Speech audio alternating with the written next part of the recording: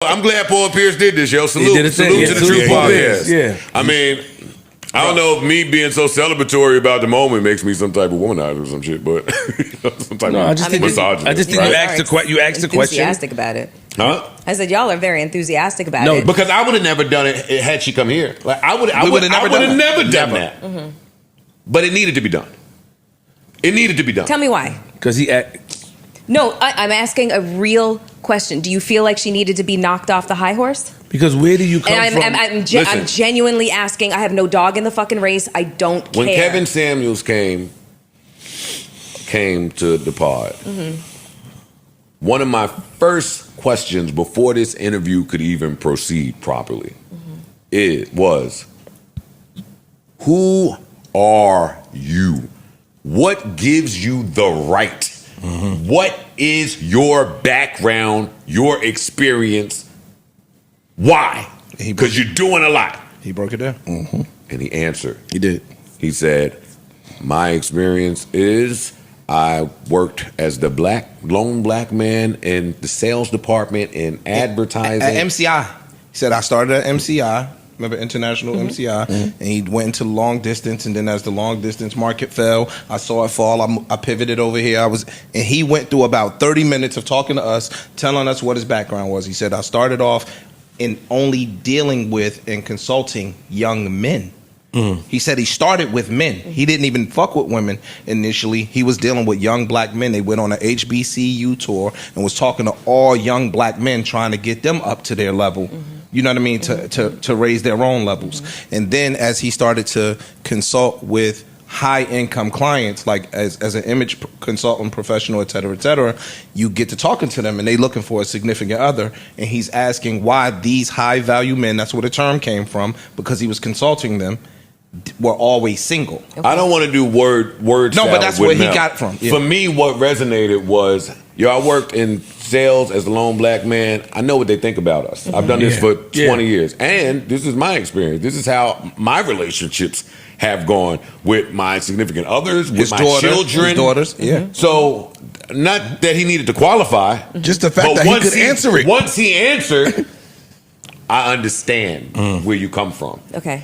I think there's this era in this monetization era where everybody is doing anything as much as they can. Like when we find something that works, because of how people are being paid, you don't even have to be passionate about it. You don't even have to really believe it. Like you can just connect to Wi-Fi and get some shit off. And the first time it hit, I'm gonna just keep pushing that same button. And because there are so many people on the World Wide Web, it's only the handful of people might say, but who are you? There is no background check. There is no fact check. You can't go to the DMV and get a new ID without having 14 points or whatever the shit is. Passport, where you live, mail and address, who you fucked last night, utility bitch. bill. Yeah, you know what time it is. You need to be verified, and the internet is like the Wild Wild West where you don't. But for black people, you need to be verified. For black people, I don't know if that's American black. I don't know which black. You know what I mean? I view black as black. So, but for black people, yeah, who are that means something. It does mean something. Little Carfax would be nice. We need that. Kelly Blue Book. We need that. Okay. Who the fuck is buying the melon without going to Kelly Blue Book? Nigga, Kelly Blue Book gonna tell us what's going on. There's no Kelly Blue Book for these bitches. It's one in California. One in Long Beach. The truth. So anyway, I hope the Kevin Samuel, that was long-winded, but I hope that answered your question as to why it matters. To a lot of people, it may not. We don't speak for all. No, I understand that. And Kevin Samuels is actually a really great example because when he passed away, the circumstances in which he passed away, a lot of people justified that to say that it diluted his messaging. And there's a lot of people who will sit there and say that that it doesn't dilute the message. It's true. I mentioned that. I mentioned that. We know that. I'm just making connective People tissue. did do that. That's all I'm doing. I agree with you on that. But it was more so, I don't like him, and I was looking for a reason to make me feel, because I don't see how I understand. I'm not talking about whether we like him or not. I'm saying the people that was doing that. Yes, agreed.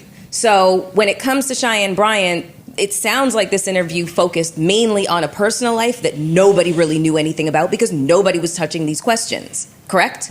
Okay. So she can be thought of in the same vein as Kevin Samuels. It's like, okay, so if your personal life doesn't kind of align with the things that you're talking about, does that dilute the message?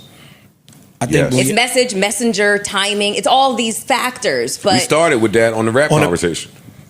We started with that on the rap conversation about when authenticity came into play. Like, was it Kool Moe Dee? Was it Nas? Was it Hove? Like, when did that start to go Facts. mainstream? But I think the Dr. Cheyenne Bryant is a good case study as to why it's important. I'll give you even better case studies. Every single man of the church who has been found to have, a sordid past history or current, situation, and he still has a congregation. Oftentimes, they are massive congregations, and that does not stop them from flocking to the church. It's like, listen to the messenger, not the man, because the man is flawed. This is the exact same I feel like situation. we said all that when we covered this on the Patreon conversation. And